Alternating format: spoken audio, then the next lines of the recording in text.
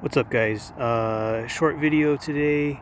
I'm gonna shoot my Salt Supply S2, 6 rounds. I have one aluminum alien plate in the chamber right now, and then 4T4E quick access balls, these nylon ones, the white ones, and then one more alien plate. So it'll be 2 aluminum rounds and then 4 nylon balls. And I'm gonna be shooting this tin thing. Pretty sure it's tin. I hit this the other day with my Tippmann A5. So I'm gonna try to aim like in this area that doesn't have any marks, and I'll see if I get penetration or if it just bounces off or whatever. It's like 65 degrees out here right now. This was in like a 70-degree room, like inside temperature was like 70 degrees. So it's not optimal conditions. Like this is like we're heading into winter. I'm in the US and California, so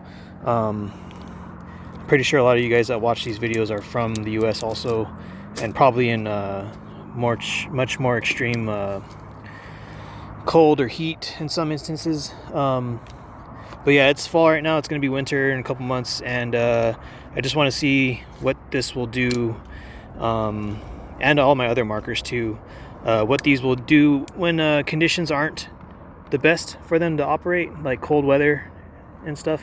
So I'm going to put a Daisy cartridge in here, and I'll be right back. All right, there's the Daisy cart, and I'm just going to put that in there. And I didn't bring my tripod out here. I'm not imagining this video is not going to be that long. Sorry about that. And yeah, so I don't have my tripod, and I'm just going to be firing this right here. Let me just okay, CO2 puncture is on there good, so just gonna slap it against my knee, pressurized, and gonna fire. I'm gonna stand a little bit angled so hopefully I don't get hit by this. And yeah, I'm gonna aim for this top, kind of like this area right here. This is sort of like, it's not a great backing, so it might just kind of like move around a little bit. I feel like I'd have to have this up against something a little bit more secure to get like a good penetration shot through here. But like I said, these are not optimal conditions, and yeah, pretty sure that tin's just gonna go flying backwards or something. So aluminum ball, first shot.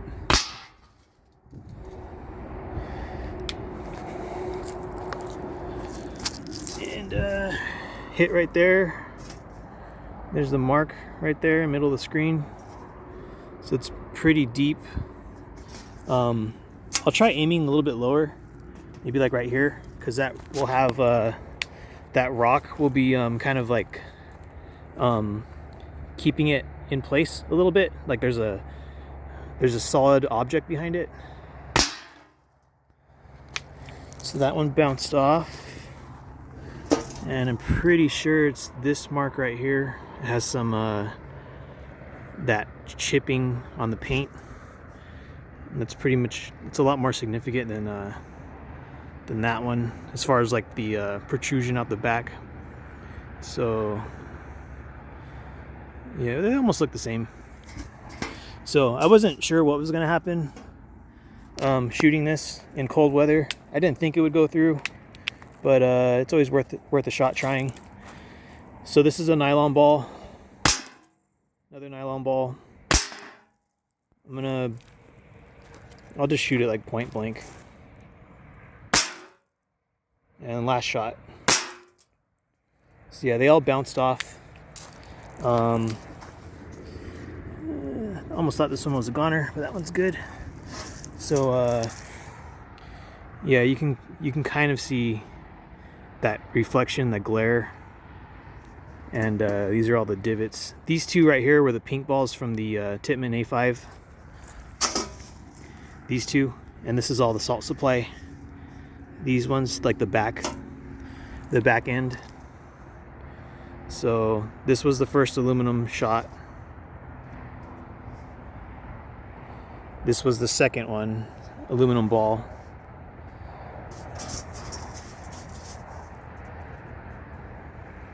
and then nylon, the T4E quick access balls. They all look pretty decent. Those welts, they're not like the best, but I mean, you are probably going to just use one magazine if you have to use this thing in an emergency or something. So yeah, I'm just gonna probably shoot the rest of these off camera. I'm gonna pause this video real quick, and I'll be right back. All right, you guys, I'm gonna do, this is the same CO2 cart. So this would be, there's one nylon ball in here and 5 in the magazine. So this will be a total of 12 shots if that CO2 cartridge can handle it. Usually I get 8 good shots, and then they start losing a lot of power after the 8th shot, typically for me. All CO2s are different, so it's really hard to get consistent results and stuff. The only time I have super consistent results, but it's not very practical, is when I have my airline and a tank attached to this CO2 area instead of using a 12 gram. But that's not very practical. I just use it sometimes for target practice and other random stuff. So same cartridge. This is shot 7 on that cart. And I flipped the this tin around, so that's that hit. And there's the other side. So I'm gonna get back to it.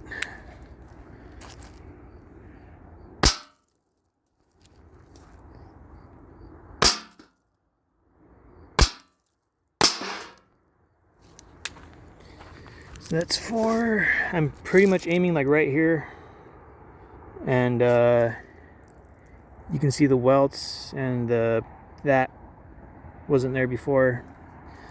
It's kind of hard to see these welts because the tin is shaped all weird, but yeah, they're not hitting as hard as that first magazine, but that's how these function.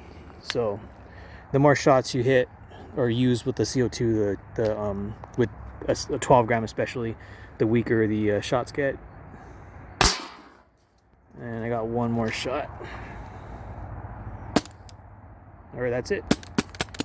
So yeah, that was it. That's it for this video. Typically my first shot in like substandard, like cold weather conditions is like maybe hitting like 19 or 18 joules, which is what I figured it's probably hitting right now.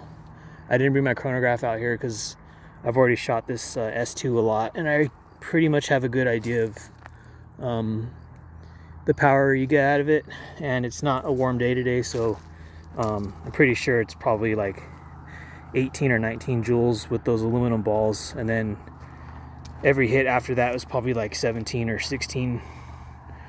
And yeah, with the nylons. And then all those hits on the second magazine are probably like 13 or 12 because it's cold, and this is getting cold now. And yeah, so that's it for this video, and see you guys next time. All right, you guys, this is a little bit more detailed look at this tray I was shooting.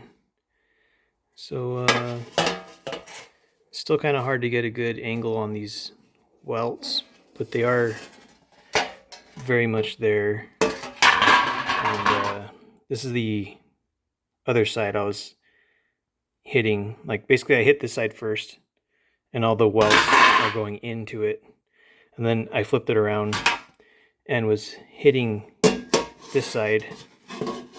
And this is some of the hits from the other side. So 1, 2, 3, 4. 1, 2, 3, 4. There's probably a couple, 5. You could barely see this one because I'm pretty sure that's probably one of the last shots with that CO2 cartridge and the Salt Supply S2. So it's not that powerful. It was probably like 10 joules or something. So this will definitely hurt. Like I still wouldn't want to get hit by any of this stuff. So yeah, that's pretty much it for this one. There's not really a way for me to measure that unless like, yeah, because it's already all this sheet is like the whole thing is kind of lifted back, so there's not really a way to measure that for me. I mean, I could just put a tape measure next to it, but I don't know how accurate that would be. But it's pretty decent. Like, it's not crap. I feel like if I hit this with like my Tip-X or the TCR or something like the HDR 68, 30 joules or 35 joules or 40 joules, or you know, something stronger than the Salt Supply, it would probably tear through it, depending what ammo I used to hit it with. But I'll probably use this sheet one more time. I'll have to circle everything. I'll use that sheet one more time, hit it with something like 30 joules, 35 joules, like the HDR 68 from T4E Umarex, the giant Boss Hog pistol revolver. And maybe I'll try hitting this with the 50 cal stuff. But yeah, that'll be a later video. So have a good one.